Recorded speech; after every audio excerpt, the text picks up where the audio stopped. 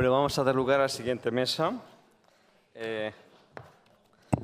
La mesa son complicaciones cardiorreno-hepatometabólicas y, en primer lugar, quiero presentar al doctor Rafael de la Espriella. Rafael de la Espriella es un cardiólogo, del Hospital Clínico Universitario de Valencia, trabaja en la unidad cardiorrenal del Hospital Clínico y en la unidad de insuficiencia cardíaca y nos va a contar el estudio CONREN. Es un estudio que, sin duda ninguna, va a sentar un gran precedente en este abordaje cardiorreno-metabólico. Rafa, cuando quiera nos ceñiremos al tiempo, a ser posible. Bueno, muchísimas gracias, José Luis. Muchísimas gracias a todo el grupo por esta amable invitación de poder estar aquí con vosotros hoy. Y yo creo que esto que voy a contar de las complicaciones cardiorrenometabólicas del paciente con enfermedad renal crónica, especialmente con enfermedad renal crónica avanzada, todos los que estáis aquí probablemente ya lo tenéis absolutamente interiorizado, que estos pacientes al final dejan de acudir a vuestras consultas porque se mueren de complicaciones cardiovasculares. Y esto es lo que voy a intentar poner en perspectiva con vosotros hoy. Estos son mis conflictos de interés. Y esto es un caso clínico que perfectamente podéis encontrar mañana en cualquier consulta de ERCA. Fijaros, 74 años, un paciente de esas características, enfermedad renal crónica de larga evolución desde 2014, actualmente en estadio G4-A3, hipertenso, diabético, dislipemia, SAOS, EPOC, obesidad, y con un tratamiento que podéis pensar que está optimizado, ¿no? Lleva valsartán, amlodipino de crotiacida, doxazosina, DAPA, semaglutide, atorva y tratamiento para su EPOC. Hasta aquí todos podemos pensar de que es un paciente que probablemente está con tratamiento optimizado y que su función renal desde 2014 ha ido más o menos aguantando y lo mantiene fuera de diálisis, ¿no? Podríamos pensar que esto es, pues, en cierta forma, un éxito del tratamiento desde el punto de vista nefrológico. ¿Pero qué ocurre? Ocurre esto. Estos pacientes habitualmente, cuando tienen una primera complicación cardiorrenometabólica, es esta la complicación. Es un ingreso por insuficiencia cardíaca, es un ingreso por un evento coronario agudo, y como en este caso, por ejemplo, esto es un caso real, el paciente ingresa y lo que encontramos en el primer episodio de descompensación de insuficiencia cardíaca es una estenosis aórtica severa, con enfermedad coronaria y aterosclerosis generalizada, ¿no? Nuevamente, esta es la primera complicación cardiorrenometabólica de este paciente, en teoría optimizado y en teoría fuera de diálisis, ¿no? A partir de aquí todo se complica porque tenemos que abordar esta complicación y eso implica una serie de procesos en la evaluación diagnóstica que probablemente van a hacer de que su enfermedad renal progrese y las cosas se compliquen en el seguimiento. Y es que nosotros pensamos que somos pioneros en esto del abordaje cardiorrenometabólico o del abordaje cardiorrenal, pero realmente esto hay evidencia, fijaros, esto es Antiguo Egipto, 3.500 años, y aquí ya esta gente sabía del vínculo que había entre corazón-riñón. Fijaros qué interesante, cuando momificaban a personajes importantes en el Antiguo Egipto, solamente dejaban dos órganos en el proceso de momificación, corazón y riñón. ¿Por qué sería esto? Fijaros el antiguo sistema chino de 5 elementos. El corazón está representado por el fuego y los riñones por el agua. Y lo que ellos decían era que el agua controla el fuego. Y si el agua es insuficiente, el fuego prevalece y surge la enfermedad. Nunca más, mejor dicho, la realidad de lo que ocurre en nuestros pacientes con enfermedad renal crónica avanzada. Apenas empieza a disminuir el agua, el fuego prevalece y aparecen las complicaciones cardiovasculares en esta población con enfermedad renal crónica avanzada. Aquí lo veis perfectamente reflejado. A medida que el filtrado disminuye, la probabilidad de eventos cardiovasculares incrementa de manera exponencial en el seguimiento. Por tanto, esa es la base de por qué nosotros pensamos que es necesario adelantarnos a la búsqueda activa de complicaciones cardiovasculares en población con enfermedad renal crónica avanzada. Y esta es la razón del estudio CONREN, que es un estudio prospectivo que hemos desarrollado en 7 hospitales en España, esos son esos hospitales que veis allí, con 2 objetivos coprimarios. El primero era evaluar la prevalencia de insuficiencia cardíaca no diagnosticada en pacientes con enfermedad renal crónica avanzada y si la presencia de insuficiencia cardíaca o de la congestión objetivada durante la evaluación nos ayudaría a identificar a una población en mayor riesgo de progresión de la enfermedad renal crónica. Esta era la población incluida, pacientes con enfermedad renal crónica avanzada seguidas en consultas de nefrología, con filtrados por debajo de 30 no en diálisis o filtrados por debajo de 45 con albuminuria, ¿no? Hemos elegido esta población precisamente porque es la población con mayor probabilidad de desarrollar complicaciones cardiovasculares. Estos resultados en este momento están actualmente en revisión en la revista Jack Heart Failure, en donde esta es la población, 453 pacientes incluidos. Esta es el filtrado glomerular, la mediana, 27, y la albúmina creatinina en orina, 215. Aquí ven la clasificación KDIGO. Como veis, hay algunos pacientes que entraron en categorías G3A, y eso era porque en el momento de la evaluación, en la visita inicial, había pacientes que inicialmente tenían filtrados por debajo de 45, pero en el momento de la inclusión tenían filtrados por encima de 45, ¿no? La mayoría, como veis, están en rojo. Es población de muy alto riesgo de desarrollar complicaciones cardiovasculares. Estas son las características basales, que es una foto de lo que veis en vuestras consultas. 75 años de mediana, la mayoría hombres, casi todos hipertensos, la mitad diabéticos, un porcentaje importante con dislipemia, 30% obesidad por IMC, probablemente es mucho mayor si utilizáramos bioimpedancia para evaluar la obesidad por porcentaje de grasa corporal, 12% fibrilación auricular, 12% EPOC, un 9% cardiopatía isquémica y un 5% enfermedad arterial periférica. Es decir, esto es una población que probablemente podéis vosotros tener en mente, que es los pacientes que veis en sus consultas de enfermedad renal crónica avanzada. Con respecto a la etiología, como también suele ser así, la mayoría es enfermedad renal diabética, el 34% nefroangiosclerosis y otro porcentaje, un 20% de una miscelánea de diferentes etiologías. Con respecto al tiempo de evolución desde el diagnóstico de la enfermedad renal, aproximadamente 5.7 años. Tratamiento basal de la enfermedad renal crónica, aquí veis 50% con ISGLT2, 76% con IECA-ARA2, 10% con antialdosterónicos y un 29% agonistas del receptor GLP-1 en población diabética, con lo cual son pacientes que están aceptablemente bien tratados. Sin embargo, probablemente esto se podría optimizar si tenemos en cuenta lo que les voy a contar más adelante. La siguiente pregunta es, ¿cuántos pacientes con enfermedad renal crónica avanzada de esta población que habéis visto tienen insuficiencia cardíaca no diagnosticada? Y aquí venimos al gran problema de los signos y síntomas. Realmente, fijaros cómo hay mucha heterogeneidad en cuanto a la presentación clínica a la visita inicial. 45% disnea de esfuerzo, algunos tienen edema periférico, crepitantes, pero aproximadamente la mitad de los pacientes refieren disnea de esfuerzo. Y esto es un problema porque la disnea, pues probablemente en esta población es difícil discernir si es relacionada con la propia enfermedad renal crónica o está relacionado con insuficiencia cardíaca. Y ahora vamos al siguiente paso, evidencia objetiva de alteración estructural y funcional por eco. Y aquí hay una definición, esta definición no nos la hemos inventado nosotros, estos son las guías de insuficiencia cardíaca, y la definición de alteración estructural es esa que veis ahí. Pacientes con disfunción ventricular, dilatación de cavidades, signos de incremento en presiones de llenado, hipertrofia ventricular moderada severa o alteración valvular moderada severa. Y fijaros cómo el 65% de estos pacientes con enfermedad renal crónica avanzada cumplían al menos uno de los criterios de alteración estructural funcional significativa de acuerdo a estos criterios. Por tanto, esto ya es una primera llamada de atención, donde probablemente estos pacientes que veis ya tienen alteración estructural establecida y es desapercibida. Con respecto a la congestión, y esto también es muy interesante, hemos definido evidencia objetiva de congestión por imagen, es decir, por radiografía de tórax o ecografía o hemodinámica, en donde vemos aquí el 21% de estos pacientes tenían al menos un dato de congestión objetiva evaluada por eco, por congestión pulmonar o por congestión venosa o por incremento en presiones de llenado. Y aquí viene, yo creo que uno de los datos más interesantes.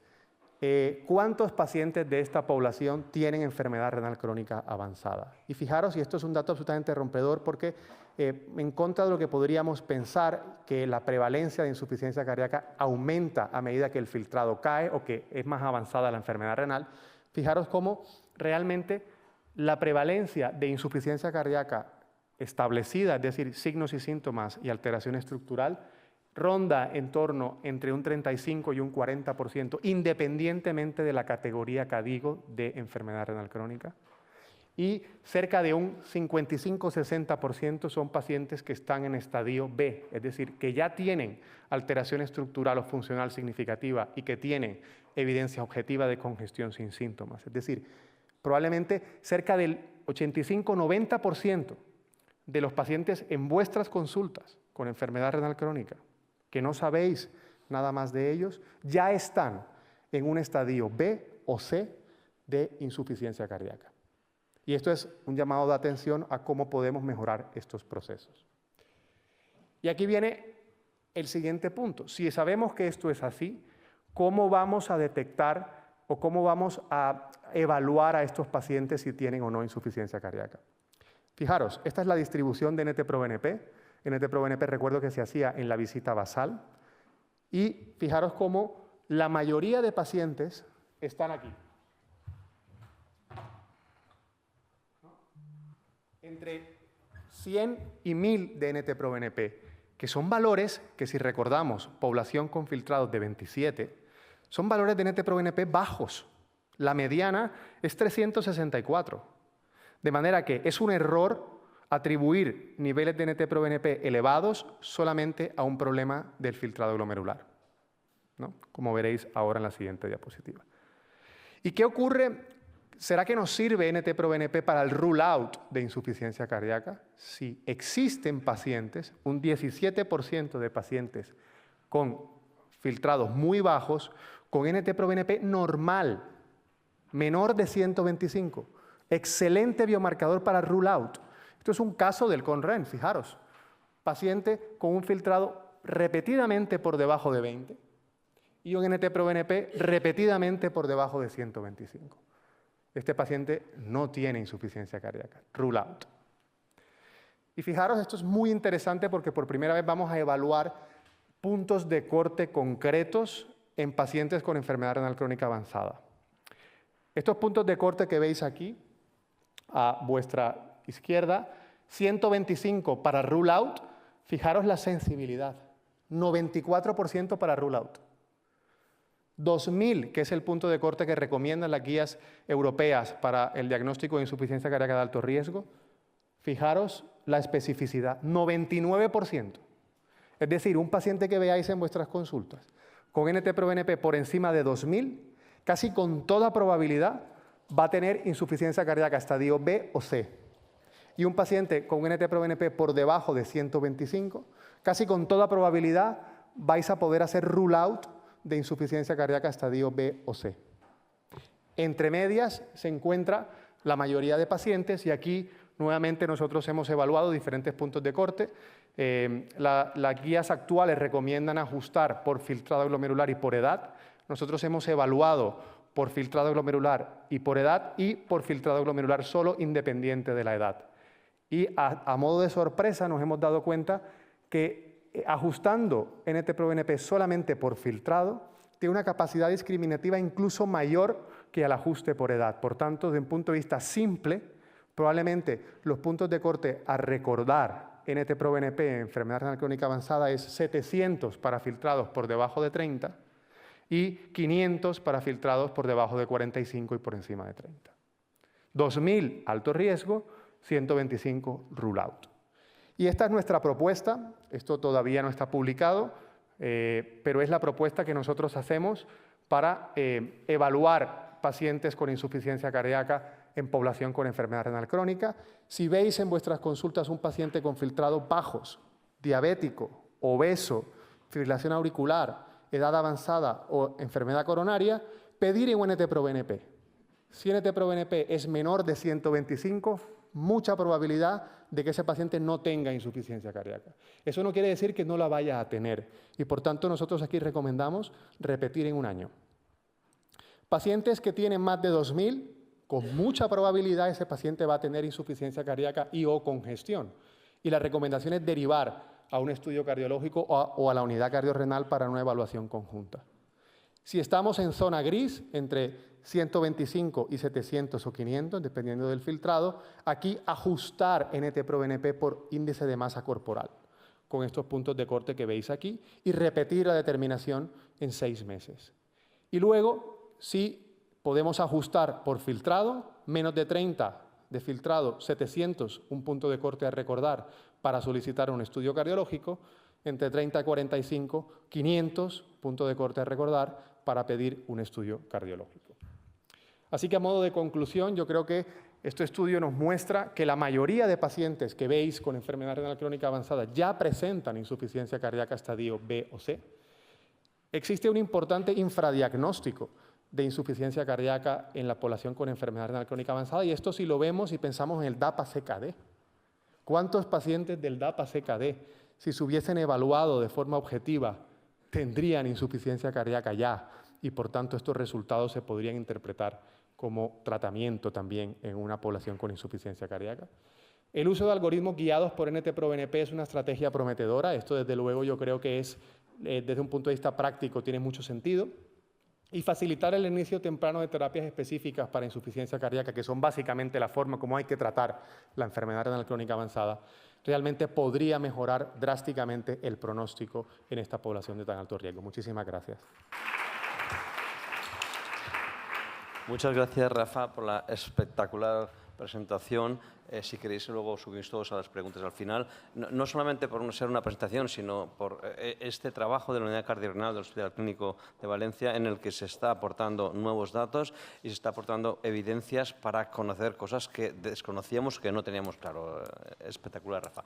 Bueno, y ahora tengo el placer de presentar en esta mesa de complicaciones cardiorrenometabólicas a Nuria García. Nuria García es la jefa de servicio de nefrología de la Clínica Universitaria de Navarra y nos va a contar otro también interesante proyecto en el que están trabajando para valorar la funcionalidad de este abordaje de paciente cardiorrenohepatometabólico, en el que nos hablará de resonancia magnética multiparamétrica en el abordaje cardiorrenal del paciente con diabetes, retos, oportunidades. ¿Qué nos depara el futuro próximo, Nuria? Vale, muchísimas gracias, José Luis. Lo primero, quiero contextualizar esta presentación porque yo soy nefróloga y voy a hablar de una técnica radiológica. Tengo que decir que en la vida todos tenemos trenes que pasan y eso es lo que he tenido en mi hospital. Tenemos un laboratorio de imagen con ingenieros y estas técnicas de resonancia magnética multiparamétrica pues, nos han permitido introducirlo en nuestra investigación en una de las líneas, que es la enfermedad renal del paciente con diabetes. Y bueno, trabajamos colaborativamente, gracias también a endocrinología, y estos son mis conflictos de interés. La presentación va a tener una breve introducción para justificar el horizonte que nos abren estas técnicas. Yo querría 3 objetivos de mi presentación. Lo primero, que perdamos el miedo a leer los papers que hablan de estas técnicas. Lo segundo, que nos enganche y en nuestra investigación y en nuestro hospital, si tenemos opción de ver qué nos pueden ofrecer los radiólogos, lo tengamos presente para nuestros futuros proyectos. Y lo tercero, deciros que todavía es un horizonte y que todavía hay retos y que hace falta la verdadera traslación a la clínica. Os voy a compartir nuestra experiencia con algunos de los estudios que tenemos ya resultados y hacer una revisión a día de hoy de la literatura. Bueno, lo primero de todo, esto no me voy a detener, solo quiero quizá recordar este dato. Somos el 5º país de Europa con mayor número de diabetes. Sabemos las complicaciones que tenemos renales y cardiovasculares y por eso estamos aquí con un abordaje. Nuestro abordaje es cardiorrenal, cardiorrenometabólico, y sabemos los retos que tenemos en el ámbito del diagnóstico. Uy, seguro que estoy dando, ¿eh? Ahora. Bueno, tenemos una compleja fisiopatología, tanto para el aspecto cardíaco como para el aspecto renal. Sabemos que implica mecanismos hemodinámicos, metabólicos, inflamatorios y fibrosis. Sabemos que hay disminución del flujo tisular en ambos órganos. Eso tiene unas manifestaciones a nivel de tisular, que lo podríamos ver con biopsia, y unas manifestaciones clínicas. ¿Qué sucede? Tenemos una afectación multicompartimental, tenemos daño heterogéneo y cuando biopsiamos, que además es una prueba agresiva, tenemos limitado la interpretación a un área del órgano. Y desde el punto de vista clínico, pues también tenemos retos que conocemos. Sí, ¿no? Lo siento por vosotros. Tenemos retos clínicos. Sabemos que no hay un diagnóstico específico de la cardiomiopatía diabética ni de la enfermedad renal diabética, porque hablamos en ausencia de, en ambos casos. Tenemos manifestación o presentación atípica en ambas patologías. Se interfiere la presencia de otras comorbilidades, la hipertensión, la obesidad. Y tenemos también, aunque nos está dando luz el estudio anterior que nos ha presentado, una baja sensibilidad y especificidad de los biomarcadores que disponemos actualmente. ¿Cuáles son esos biomarcadores? Pues en el ámbito, voy a avanzar a la siguiente diapositiva, en el ámbito del corazón sabemos que tenemos el NT-proBNP, y en el ámbito renal sabemos que tanto la albuminuria como la estimación del filtrado pues no son precoces, son imprecisos y tampoco nos pueden dar una predicción pronóstica en nuestros pacientes. En este contexto,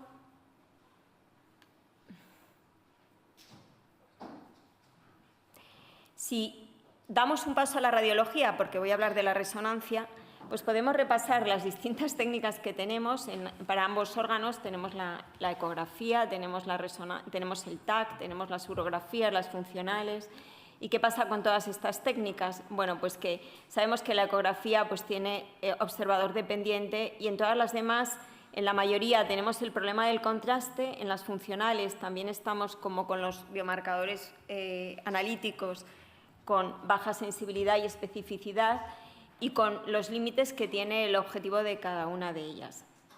Con todo esto, pues, podemos plantearnos si la resonancia magnética multiparamétrica es una oportunidad, es un nuevo horizonte. Para eso, lo primero que tenemos que saber es de qué se trata esto. Bueno, pues se trata de un aparato que sabemos que emite o que genera un campo magnético. Tenemos bobinas emisoras y receptoras, y en función de el campo magnético que aplica y las secuencias que aplica, pues tenemos señales diferentes que nos van a dar distintos tipos de imagen. Y a partir de esas imágenes vamos a poder tener parámetros cuantitativos. Respecto al interés que tiene esta técnica, esta es una búsqueda que he hecho bibliográfica en PubMed y ya veis que es un... Bueno, entonces, si introducimos el término exclusivamente de resonancia magnética multiparamétrica y riñón, o con el corazón, bueno, vemos que claramente en ambos casos ha habido un crecimiento en los últimos años, y cuando añadimos el término en relación con la diabetes, pues también vemos que está creciendo el interés. ¿Cuál es la historia de la resonancia magnética multiparamétrica? Bueno, pues fijaros que estamos en los años, si nos podemos remontar a los años 90, en esa década empieza a hablarse de la funcional. Tengo que decir que la resonancia magnética funcional hace referencia más a lo que es lo dinámico, el flujo, la actividad, que es distinto del término multiparamétrico, que son distintos tipos de imagen. En el año 2000 emerge con más fuerza las distintas técnicas para el cerebro, y en la década del 2010 al 2020 es cuando empieza a aplicarse en el ámbito de la investigación al riñón. De tal forma que se acepta ya y se empieza a utilizar el término de resonancia magnética renal multiparamétrica en estos años, hace aproximadamente 10 años.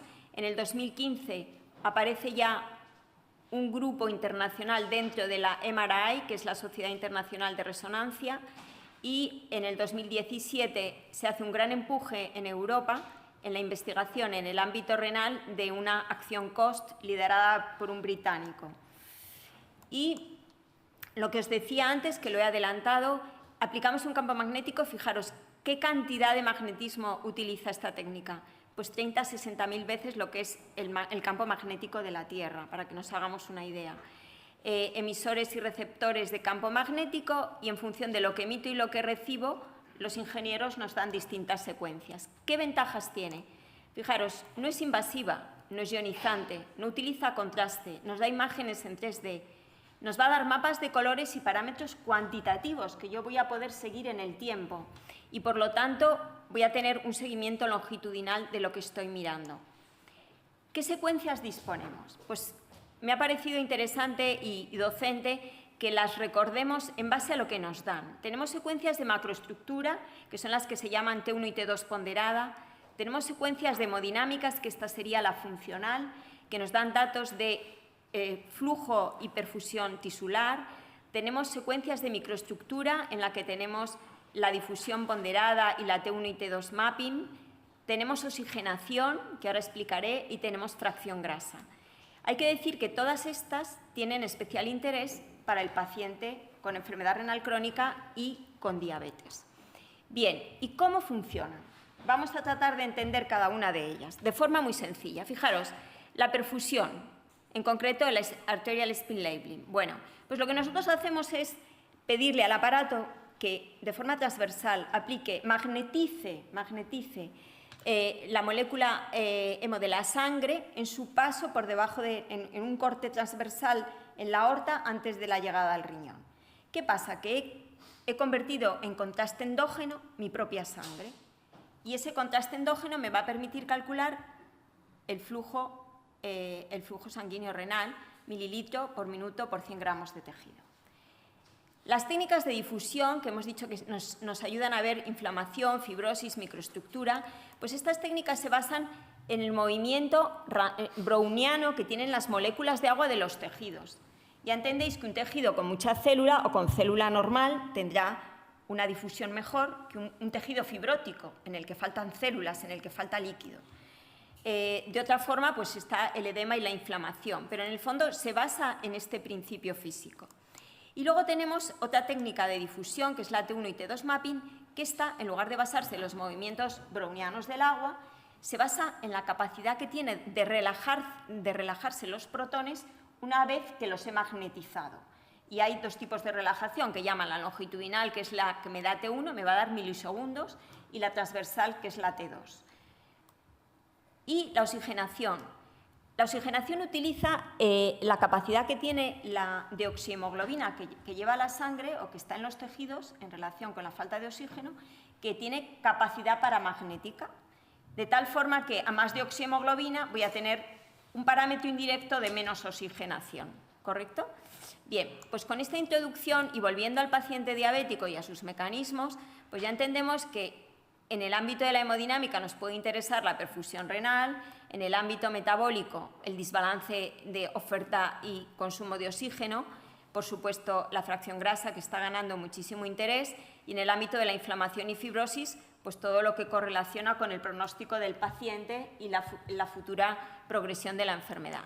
De tal forma que aquí coloco todas estas técnicas, de las que luego hablaré de algunos datos de la literatura, y también, sin entrar en el tema, decir que para el corazón, pues quizá de todas estas secuencias, la T1 y T2 mapping, aunque el cardiólogo que tenemos en la sala y seguro alguno más conocerá más este tema, pues también de forma simultánea, una vez que están en el aparato, podríamos valorar corazón, hígado, cerebro, todo va a depender de que el paciente aguante tanto tiempo dentro del aparato, porque es más tiempo. Vale, ¿y cómo correlacionan estos parámetros, estas mediciones, con lo que tenemos a día de hoy como utilidad, como uso clínico, que son el filtrado y luego los scores de fibrosis? Bueno, pues tiene una correlación fuerte con estos parámetros en distintos estudios. La perfusión, el flujo renal, la difusión y tiene más recorrido todavía por afinarse la oxigenación. ¿Y esto por qué? ¿Por qué sucede esto? Bueno, pues esto sucede porque, como he dicho antes, depende de la deoxihemoglobina. Y la deoxihemoglobina o la oxigenación tisular tiene otros factores que interfieren, como puede ser que haya más o menos fibrosis, ¿no? Pues aquí hay más fibrosis, habrá peor oxigenación. También interfiere la anemia y también interfiere la densidad vascular del tejido. Bien, ¿qué datos tenemos disponibles? Bueno, pues lo primero quería presentar resultados de una investigación de nuestros inicios que es muy interesante porque nosotros encontramos que pacientes diabéticos respecto a pacientes controles tenían una disminución del flujo sanguíneo renal de un 28% e incluso para aquellos grupos de pacientes que tenían una función renal bastante comparable, ¿vale? Y este es otro estudio que en este momento está en preparación para envío, que incluimos también estudio cardiológico, pero todavía estamos analizando los datos. Y fijaros qué interesante, estos son pacientes diabéticos todos CKD3, pero categorizados por proteinuria menor de 300 y mayor. Bueno, estos son sanos y estos son pacientes, perdonad. Tenemos controles y tenemos pacientes. Y los pacientes todos son CKD3 y nosotros los hemos categorizado por micro y macroalbuminuria. Y hemos valorado biomarcadores séricos, que son de nuestra línea de investigación, albuminuria y las secuencias de difusión y de flujo.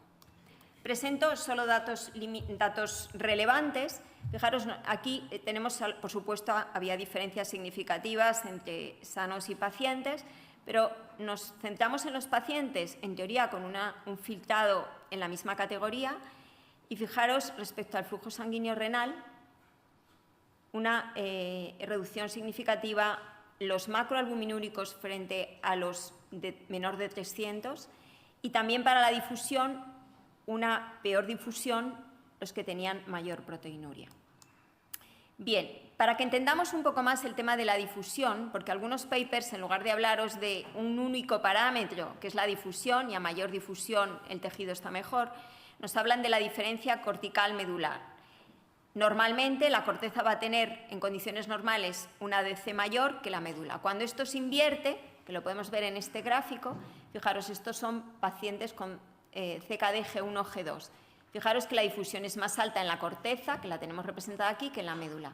A medida que progresa la enfermedad renal, estas curvas se aplanan un poco más, incluso puede ser casi más baja en la corteza que en la médula.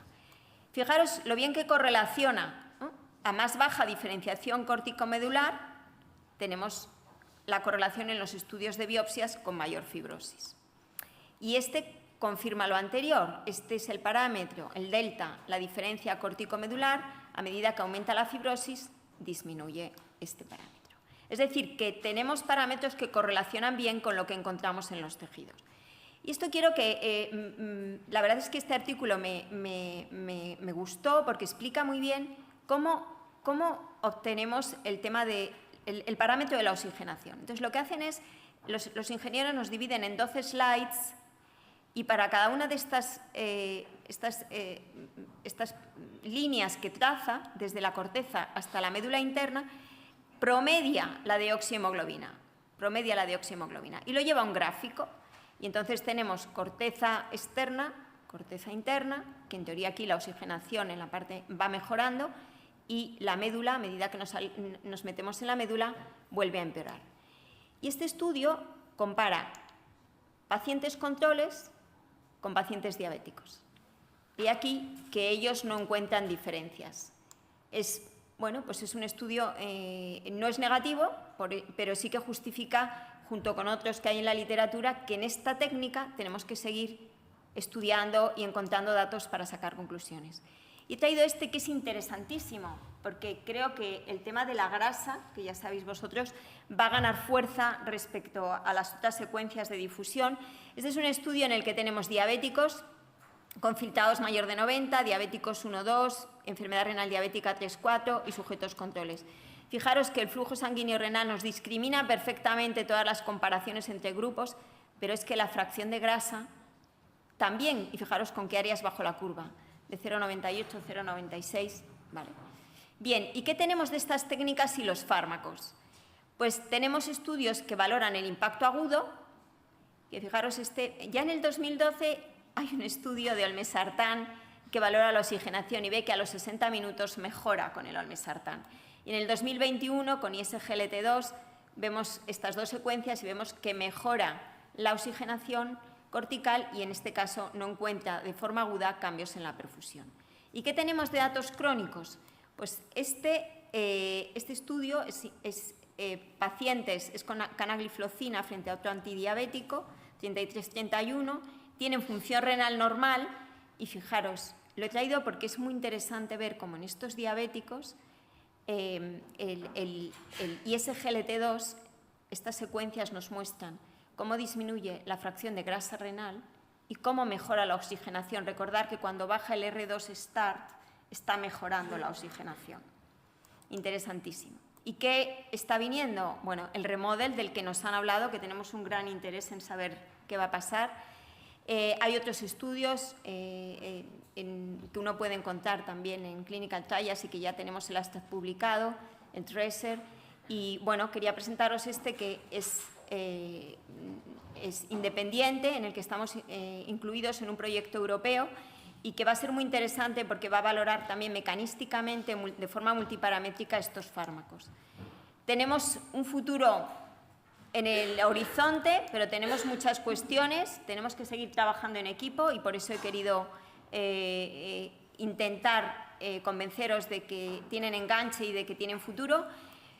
Recordar que frente a los retos que tenemos, nos proporcionan parámetros cuantitativos de distintos aspectos del riñón y también podríamos pensar en el corazón, en el cerebro, en el hígado, que de todas ellas las más robustas a día de hoy en los resultados parecen la perfusión y la difusión, y la fracción grasa está ganando terreno, y que otras necesitan más estudios, incluyendo también el análisis mecanístico de los nuevos fármacos, pero que puede ser prometedora esta herramienta para la detección precoz de la enfermedad renal crónica, para la monitorización de la progresión, para la estratificación de riesgo y posiblemente, ojalá, para la toma de decisiones. Pues nada, presentaros esto, todo ha sido posible gracias al laboratorio de imagen y también a la colaboración de otros departamentos como endocrinología, cardiología, y daros las gracias e invitaros a todos a la próxima reunión de resonancia multiparamétrica renal que tendrá lugar en Pamplona en el mes de octubre y a la que estáis invitados algunos, todos como audiencia y algunos como ponentes.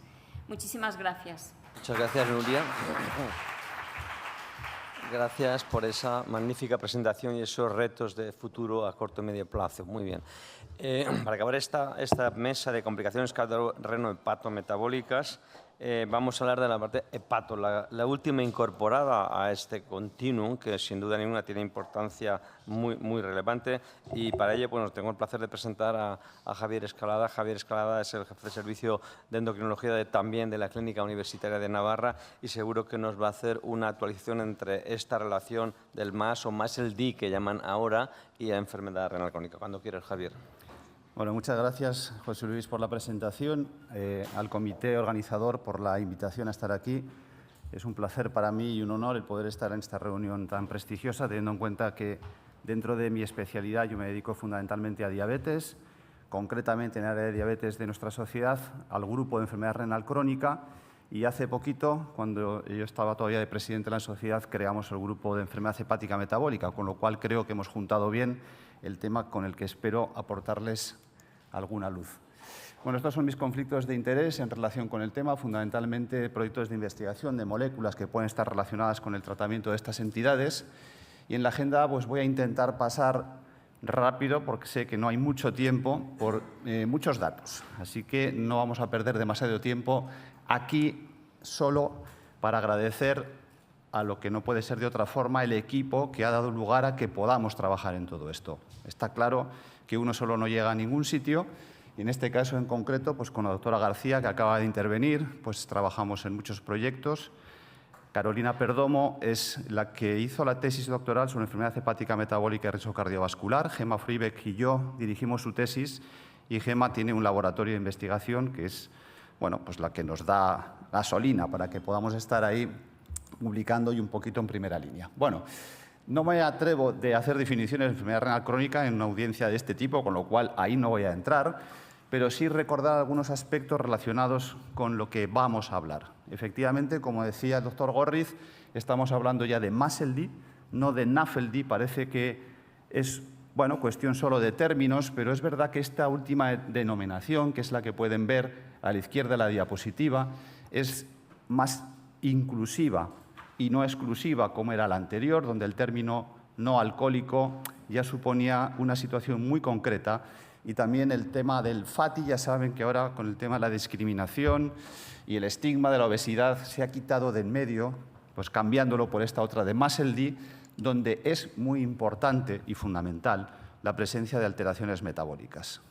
Personas que tienen obesidad, diabetes o prediabetes, alteraciones lipídicas, lo que llamamos el síndrome metabólico, son las que fundamentalmente van a tener problemas hepáticos en este sentido. Y para que se queden un poquito con la idea, sería tan sencillo como detectar enfermedad hepática esteatóxica. Vamos a ver cómo se hace, que es muy sencillo, con alteraciones metabólicas asociadas y con un consumo de alcohol que no debería de pasar de esa cantidad para estar hablando de una enfermedad hepática metabólica pura, pero que su presencia no excluye tampoco el seguimiento de estos pacientes, porque es bastante habitual en nuestra sociedad que el consumo de alcohol esté más o menos presente.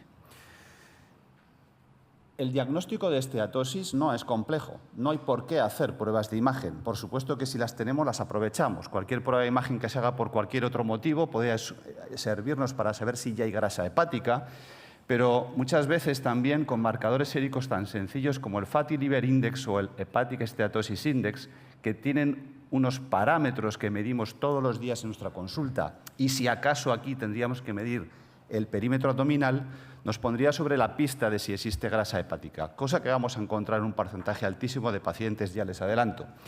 Y en caso de que encontremos esta situación, que ya les digo que es lo habitual, es importante también detectar la presencia de fibrosis, porque esta es la que generalmente se va a asociar a peores pronósticos de estos pacientes. Aquí sí que entraríamos de nuevo en marcadores de fibrosis que no son difíciles de implementar, pero muchas veces hay que confirmar ya con pruebas específicas, como puede ser la elastografía hepática. Bueno, ¿y esto cómo de prevalente es? Bueno, pues en poblaciones mundiales la prevalencia de la enfermedad hepática metabólica está en torno a un 30%. No voy a entrar en detalles de diferentes continentes, porque, como les decía, compuesto que lo que habitualmente da lugar a esta entidad es la alteración metabólica, interesa ver qué prevalencia tiene en aquellos grupos de riesgos más importantes y más frecuentes que vemos en las consultas. Personas con obesidad, 75% de enfermedad hepática metabólica. Y si nos vamos a obesidades graves, índices de masa corporal por encima ya de 35-40, el 90% de estas personas van a tener enfermedad hepática metabólica. Así que prevalente todo lo que quieran. Y además, con un porcentaje muy significativo ya de presencia de inflamación o fibrosis. Aquí, en ocasiones, hay que recurrir también a estudios de biopsia, pero que nos dan una idea, insisto, de la altísima prevalencia. Porque en diabetes tipo 2 no va a la zaga, 65% de enfermedad hepática metabólica. Y si hacemos el mismo análisis que acabamos de hacer ahora, en fibrosis significativa, un 41% de estas personas, aquí la resistencia a la insulina probablemente juega un papel más clave, da lugar a esta situación, como digo, de mayor peligro clínico. Y los datos de la enfermedad renal crónica, una enfermedad muy prevalente que además estamos aprendiendo a hacer el despistaje cada vez mejor, con herramientas también muy sencillas, que hace que si juntamos las dos entidades, ya les adelanto algo en lo que voy a entrar un poquito más a detalle más adelante, pues nos dan estos datos, la prevalencia de enfermedad renal crónica en personas con ese término todavía antiguo del NAFLD está en un 20 a un 55%, y si lo comparamos con la población donde no existe el NAFLD, claramente es mucho menor. Así que dos patologías muy prevalentes que además, cuando se unen, vamos a ver que tienen una importancia pronóstica cardiovascular. Aquí también cardiología tiene mucho que ver, pues muy importante. Y además, en cuanto a lo que es prevalencia e incidencia, término ya de NASH, inflamación, fibrosis por encima de F2, estos son estudios donde hay biopsia, se multiplica por 2.5 y hasta 5 veces la posibilidad de que aparezcan estos problemas. Bueno, ¿y esto por qué es? La fisiopatología es bastante común y vamos a verlo. Lo que ocurre fundamentalmente es que hay resistencia a la insulina por diferentes motivos, generalmente porque nuestro balance energético acaba siendo positivo por una ingesta mayor que el gasto, da lugar a que aparezca la resistencia a la insulina, y la resistencia a la insulina, sobre todo a nivel del tejido graso, va a producir lipólisis y se van a liberar ácidos grasos libres en la circulación en grandes cantidades. El hígado va a intentar hacer un buffer de todo esto, los incorpora al órgano concreto y los transforma en triglicéridos. Perfecto, pero ya tenemos esteatosis hepática. Y además no va a ser capaz de poder con todos y se forman lípidos tóxicos, la lipotoxicidad que aparece aquí, porque empiezan a aparecer lípidos del tipo de ceramidas o diacilglicerol que dan lugar a estrés oxidativo, a inflamación y a situaciones ya de daño hepático significativo. también la mitocondria sufre. La mitocondria, como consecuencia de este exceso de ácidos grasos libres, que tiene que beta-oxidar, va a suponer también un sobreestrés para la misma y se generan productos avanzados de la glicosilación y se producen especies reactivas de oxígeno que van a dar lugar a una perpetuación de todo este proceso y a mayor inflamación hepática. Y ante toda esta situación de inflamación hepática, el hígado reacciona liberando a la circulación señales de peligro, DAMPs, que activan diferentes sustancias de nuestro sistema inmune y que va a producir a su vez liberación de citoquinas proinflamatorias que van a dar lugar finalmente también a la activación de las células estrelladas y a la aparición de fibrosis. Vale, me estás hablando solo del hígado. ¿Y lo demás qué? Es que lo demás comparte prácticamente todos estos mecanismos y a nivel renal también se producen problemas muy similares en este sentido. La doctora García ha hablado del tema de la grasa, que cuando se acumula aquí, estamos hablando de grasa disfuncional, va a dar lugar también a todos estos problemas. Van a aparecer activación del sistema RAS, dislipemias heterogénicas, activación plaquetaria, etcétera, etcétera, que a su vez va a incrementar el riesgo cardiovascular. Por tanto, daño hepático, daño renal, daño cardiovascular con una fisiopatología de base muy común. Pero ¿cómo se traduce todo esto en cuanto al tema o al punto de vista clínico? Pues vamos a ver qué ocurre cuando se juntan fundamentalmente estas dos entidades que acabo de mostrar antes, porque pueden ver aquí cómo la presencia de MAFLD, y aquí estamos hablando de la globalidad de la enfermedad, no solo de inflamación o de fibrosis, supone un incremento muy importante en la presencia de enfermedad renal crónica, cosa que no ocurre si no está presente esta entidad. Y, de hecho, se multiplica hasta 2,77 veces, dependiendo de los modelos de ajuste que utilicemos, la posibilidad de aparición de la enfermedad renal crónica.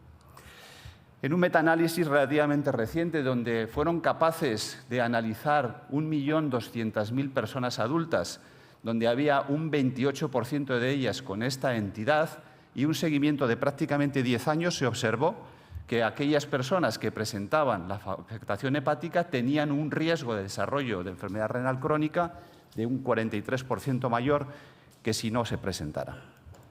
Y en nuestro entorno, y estos ya son datos de la tesis de la doctora Perdomo, observamos también un estudio retrospectivo, es verdad, hecho con escáner, donde podíamos tener los datos de la esteatosis hepática. Aquí solo mostramos datos de esteatosis, no de otra cosa.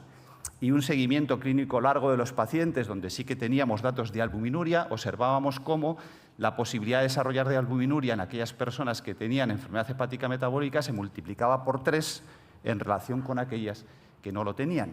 Y esto también está muy en relación con la presencia de grasa ectópica en otras situaciones, como puede ser la grasa a nivel del epicardio. La grasa epicárdica, en este caso también dividido en estas dos entidades, supone un incremento en el riesgo también de aparición de albuminuria que se multiplica por 6.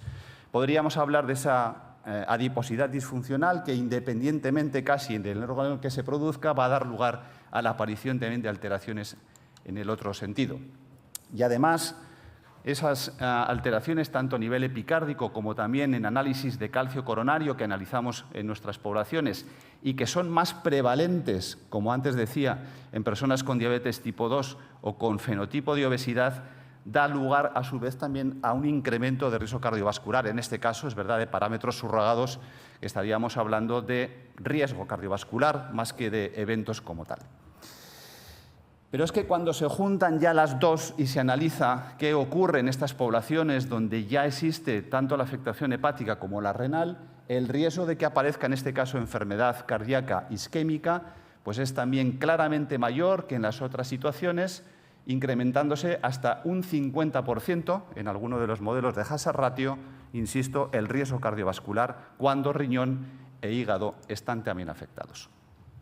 Así que está clarísimo que hay una relación muy estrecha entre todas estas situaciones, que deberíamos de aprender a mirar y a detectar su presencia con herramientas que ya les he mostrado que son fáciles de utilizar y que además tenemos la suerte de poder tratar, creo que de una forma bastante razonable, porque vamos a utilizar prácticamente las mismas moléculas que se han nombrado a lo largo de la mañana para también la protección renal, sin olvidar que primero deberíamos manejar los factores de riesgo cardiovascular, que la pérdida de peso y la calidad de la dieta son muy importantes. Les voy a mostrar algunos datos que creo que son contundentes, Para empezar ya a hablar de algunos fármacos, en este caso muy específicos del hígado, el resmetirón es la única molécula que actualmente FDA ha aprobado para el tratamiento de la enfermedad hepática metabólica y apuntando ya a manera semaglutida con algunos datos muy recientes. Por supuesto, cuando la obesidad es muy importante, cirugía bariátrica y, por supuesto, también hay en investigación otras moléculas que habrá que esperar un poco a ver los resultados de cara a futuro.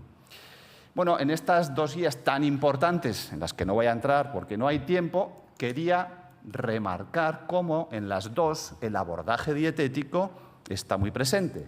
Y porque además hay estudios que lo han demostrado. Esto es un estudio de 1 año de duración, con biopsia al principio y al final, biopsia hepática, donde el inicio de una dieta específica con el objetivo de una pérdida de peso significativo mostraba que en aquellos que perdían más de un 10% de peso tenían una resolución de la inflamación, regresión de fibrosis y una mejoría de la esteatosis del 100%. ¿Cuál es el problema entonces? Que solo el 10% conseguían mantener esta situación de pérdida de peso tan significativa. Y por eso muchas veces tenemos que recurrir además a tratamiento farmacológico. Y lo que les decía, la importancia de la calidad.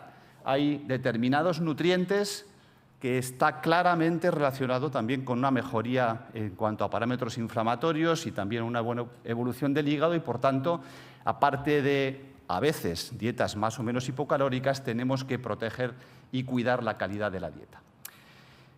Los fármacos están ahí, los fármacos, insisto, resmetirón, si estamos hablando de hígado, es el único que de momento tiene aprobación. Aquí ya aparecen los agonistas de GLP-1 así de bien situados, y los glucosúricos, aunque en tema de hígado y en cuanto a fibrosis no tienen datos potentes, sí que en cuanto a grasa hepática han demostrado datos interesantes.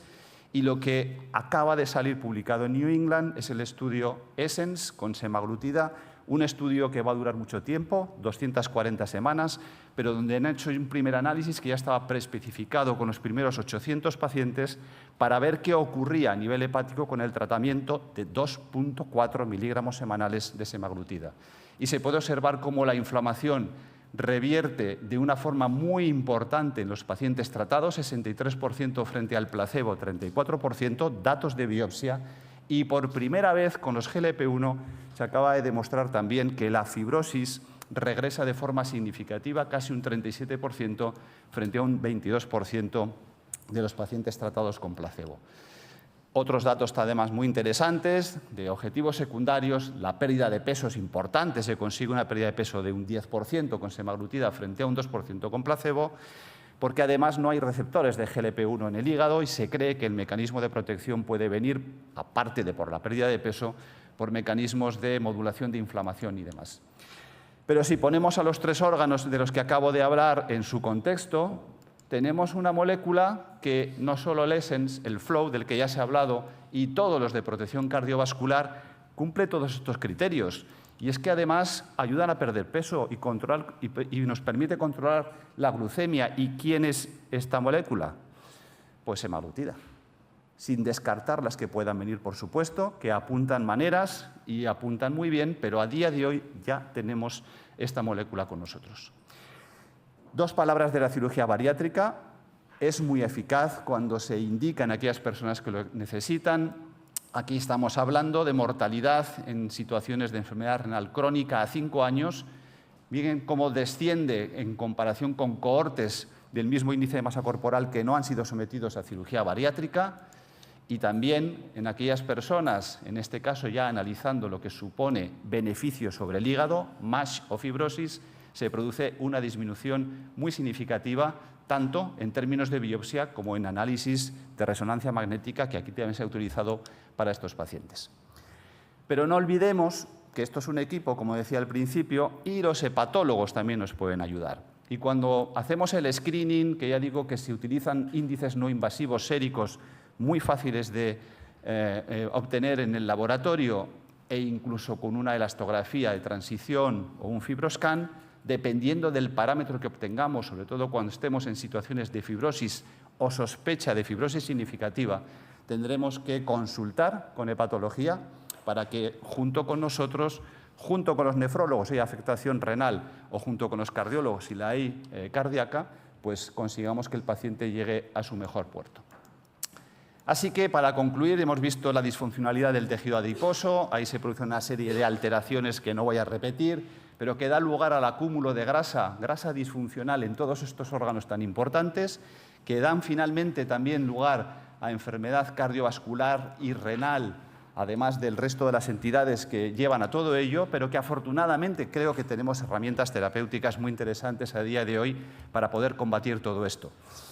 Si les ha quedado un poquito de ganas de saber más sobre ello, acabamos de sacar una guía de práctica clínica multidisciplinar en la que hemos intervenido 9 sociedades científicas en enfermedad hepática metabólica y no podía dejar de aprovechar esta situación para comunicarles también que en la clínica hemos puesto en marcha una variante de las unidades cardiorrenales, en este caso cardiorreno o cardioendocrino nefrológico, CARENEF, que le hemos llamado así, teniendo en cuenta que vemos pacientes en situaciones mucho más precoces de las que quizás se puedan ver en otras unidades y nuestra intención es, como muy bien se ha dicho por aquí, intervenir lo antes posible desde los 3 puntos de vista que creo que son más importantes de protección cardiorrenometabólica y conseguir que nuestros pacientes no lleguen a situaciones catastróficas como las que a veces vemos. Muchas gracias. Gracias, Javier. Muchas gracias, Javier, la magnífica presentación. Invito al resto, doctora Fernández, al doctor de la Espriella, a doctora Rita Birne, para acompañarme en las preguntas. Y bueno, en primer lugar, obviamente, gracias por ceñiros al tiempo. Tenemos unos 10 minutitos más o menos de preguntas, o un poquito más. ¿Alguna pregunta de la sala? Aquí, doctor Gustavo Lavernia, por favor. Bueno, hola, sí, bueno, felicitar a los 3 ponentes. Una pregunta para Nuria. Me encantó lo que mostraste, bueno, de resonancia multiparamétrica y en especial el efecto de drogas como bloqueantes del receptor de angiotensina como el mesartán y dapaglifosina en la mejoría de la oxigenación. Pero nombraste que la DAPA no mejoraba la perfusión. Si hay alguna explicación para eso, si la sabes. Y la segunda pregunta es si con estos pacientes evaluados con la resonancia se ha visto también quizás el papel futuro de otros nefroprotectores como finerenona u otras drogas. Perdona, la segunda no te... Sí, otros fármacos que están dados a nuestros pacientes que han evaluado ustedes como finerenona, ¿se evaluó algún cambio futuro que podrá quizás marcar el camino? Vale, muchas gracias por las 2 preguntas. Respecto a la primera, hay que decir que estaban valorando el efecto agudo, era el año 2000, hace ya unos años, una serie muy pequeña y probablemente hacen falta más resultados para poder concluir que no hay impacto agudo del ISGLT2 en esa secuencia. Y respecto a la segunda, tengo que decir que no tengo datos. El tema mecanístico y estas técnicas está poniéndose ahora de interés, de moda, está incluyéndose en los propios ensayos en la medida de lo posible y efectivamente es una herramienta para valorar y evaluar cómo actúan los fármacos. Gracias. ¿Más preguntas de la sala, doctor Cigarrón? Bueno, primero felicitar a los 3 ponentes por la claridad y la motivación que nos ha puesto a los demás sobre el tema. Yo tengo una pregunta para para Rafael, Rafa, que es que, ¿qué pasa con esas poblaciones mayores de 80 años que vienen a nuestras consultas y que para ellos no tenemos ni guías, ni actuaciones, ni demás? Y luego en otras poblaciones, como son los trasplantados o los que están en diálisis peritoneal, en hemodiálisis. Yo no sé si hay alguna... Y para el doctor Escalada tengo una pregunta. Vamos, yo llevo varios años metido en el NALF. Tengo un equipo de bioimpedancia que mide la proporción entre grasa y músculo y que te da los valores y que sí que he visto, porque, por ejemplo, no solamente se da en los diabéticos con insuficiencia renal, sino en los no diabéticos e incluso con insuficiencia cardíaca. De tal manera que sí que he visto que evoluciona. La incidencia es del 30%, es lo que me sale con estadios superiores al estadio 1, ¿no? de esteatosis no alcohólica. Entonces, y que veo que es reversible en el tiempo cuando baja peso. Entonces, mi pregunta es, aparte de la ecografía, ¿usted cree que puede valer las nuevas bioimpedancias que están apareciendo en el mercado con estos valores y con estas mediciones? Esa es mi pregunta. Bueno, empiezo yo. Con respecto a la primera pregunta de la edad, esto, fíjate que en este estudio, en el CONREN, cuando incluimos en el modelo para el diagnóstico de insuficiencia cardíaca estadio B o C, hubo 3 variables que fueron predictoras. Uno, desde luego, fue NT-proBNP, como ya he comentado, luego la edad por encima de 75 años, y luego la diabetes mellitus. O sea, con lo cual, probablemente si tú tienes un paciente con enfermedad renal avanzada, con más de 75 años, la probabilidad de que ese paciente tenga insuficiencia cardíaca es muy, muy alta. Y por tanto, aquí ya deberías, además de solicitar el estudio, intentar ser lo más purista en cuanto a la optimización terapéutica, porque probablemente ese paciente se va a beneficiar de este tipo de intervenciones. Y con respecto al trasplante y a la diálisis, yo creo que aplica igualmente estos datos. Es decir, antes del trasplante, habitualmente estos pacientes se someten a un estudio cardiológico. Yo incluiría la evaluación de péptidos natriuréticos, porque probablemente, aunque estos datos no los tenemos aquí, los miraremos a posterior, porque muchos de estos pacientes han sido trasplantados, esos datos los vamos a tener, pero probablemente NT-proBNP va a ser un excelente biomarcador para predecir el desarrollo de insuficiencia cardíaca posterior al trasplante, que esto es una complicación que los que hacen trasplante sabéis que es habitualmente frecuente y que complica mucho la respuesta al trasplante renal, ¿no? Y en diálisis lo mismo, es decir, cuando un paciente ya está en estadios de insuficiencia renal, estadio 4 o 5, probablemente aquí nuevamente aplica la utilidad de los péptidos natriuréticos para ayudarte incluso a personalizar la mejor modalidad de diálisis que ese paciente pueda necesitar. Muy bien, ¿más preguntas de la sala? Falta la siguiente. Perdona, no, disculpa. Bueno, muchas gracias por la pregunta, porque la bioimpedancia se ha incorporado ya a la práctica clínica. Como decía antes también Rafael, detrás de índices de masa corporal que no son de obesidad hay mucha obesidad oculta, ¿no? Porque el porcentaje de grasa corporal es lo que define realmente esa situación y necesitamos técnicas para medirlo. Hay que fenotipar a los pacientes lo mejor que podamos, son técnicas que son fáciles de utilizar y dan muchísima información. Nosotros ya lo hacemos a nivel ya rutinario, en ecografía nutricional y en bioimpedancia también en nutrición se están utilizando y dan muchísima información. Pero yo no tengo datos de que sean capaces de medir grasa en el hígado. O sea, lo que hacen es medir grasa corporal, definirlo de la parte muscular, puedes medir ángulo de fase, un montón de cosas, pero definir concretamente grasa hepática yo no conozco ningún modelo. Pues me interesaría saber cuál es, porque realmente mataríamos 2 pájaros de un tiro realmente, ¿no? Sí, existe. Y es fabricado en Inglaterra por Maltron y que evalúa este tipo de... Y no utiliza el sistema de la impedancia, sino que utiliza un sistema que se llama espectro, bueno, no me sale bien la técnica, un espectro... ¿cómo se llama? Una espectrografía. Bueno, entonces estamos igual hablando de otra cosa, porque la bioimpedancia utiliza una técnica que es completamente diferente. Es un equipo que utiliza 3 técnicas. Utiliza la bioimpedancia, una espectrofotometría y una inteligencia artificial. Sí. Es una... Bien, muchas gracias. Bueno, de cualquier forma, lo que se están buscando son alternativas a las biopsias, porque es que, bueno, estar trabajando con biopsias es poco operativo y realmente sí que hay la resonancia magnética, espectroscopia, pero por resonancia magnética es una de las alternativas que se barajan. Bueno, excelentes presentaciones de todos. Rafa, tengo una pregunta para ti. Me he sorprendido mucho con el ProBNP. ¿Dónde queda tu querido CA125 en todo este escenario? Sí. Gracias, Pepa, por la pregunta. El CA125 se ha medido en todos los pacientes también. La mediana de CA125 en esta población es 16, es decir, son valores bajos. Muy probablemente, cuando evaluemos desde el punto de vista la asociación con la congestión, eso ya lo he visto, hay una asociación directa con objetivar congestión objetiva por ecografía con CA125, pero CA125 no es un biomarcador diagnóstico. Es un biomarcador que te ayuda a identificar la presencia de congestión, especialmente tisular. Estos datos no están aquí, pero en el artículo que está en revisión ahora hay información sobre el CA.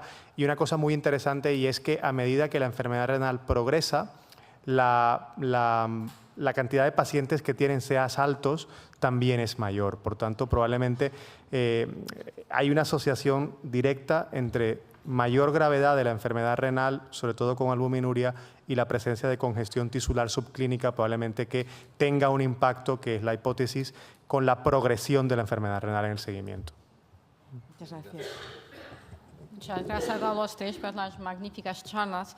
Eu gostaria de vos ouvir, Rafael, de pioglitazona e a relação com a insuficiência cardíaca, porque é magnífica para a resistência à insulina, perfil metabólico e o uso incluso em diálise, doentes em diálise.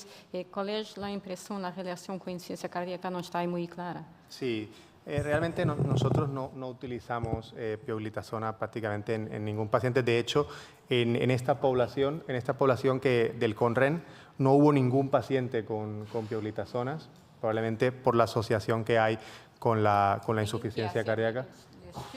Claro, pero bueno, como tenemos datos de que incrementa el riesgo, pues probablemente por esa razón. Quizá estos pacientes con diuréticos igual habían beneficio.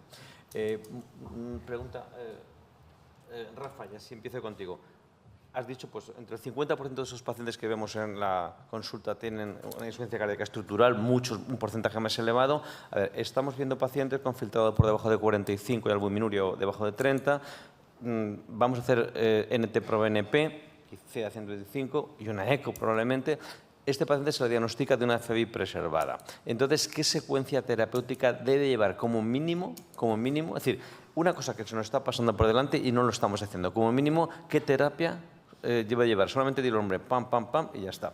Absolutamente. Habéis visto 50% ISGLT2. Desde luego, la primera molécula que yo iniciaría sería un ISGLT2. Aprovechando la coyuntura de la condición de financiación, si el paciente es diabético y tiene albuminuria, desde luego que añadiría finerenona y dependiendo del índice de masa corporal, probablemente también un agonista receptor GLP-1. Eso serían mis tres pilares fundamentales, fármacos que han demostrado beneficio cardiovascular en población con enfermedad renal crónica y con insuficiencia cardíaca. ¿Y en FEBI preservada cuál es el papel de bloqueo del sistema renal angiotensina y beta bloqueantes? Sí, beta bloqueantes depende, es decir, si el paciente tiene una fibrilación auricular con frecuencia cardíaca elevada, probablemente sí que esté indicado, pero tenemos datos nosotros en población con insuficiencia cardíaca donde sabemos que los beta bloqueantes en algunos casos pueden incluso digamos, hacer que progrese los síntomas relacionados con la disnea, probablemente por incompetencia cronotrópica, que es muy prevalente. Y con respecto al sistema renina-angiotensina aldosterona, realmente todo ha fallado en insuficiencia cardíaca. Tenemos la percepción de beneficio, pero realmente no hay datos sólidos que nos digan que eso debemos utilizarlo en esta población. Nuria, una pregunta muy rápida. Has comentado tema de oxigenación y perfusión.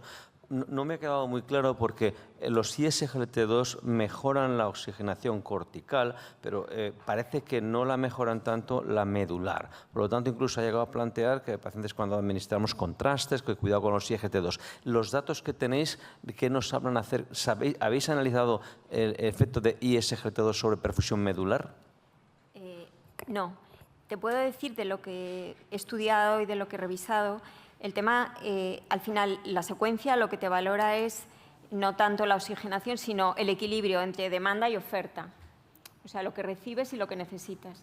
Hay que tener en cuenta que el ISGLT2 ahorra consumo energético y en ese sentido te mejora. ¿Dónde te mejora más? Donde ahorra más, ¿no?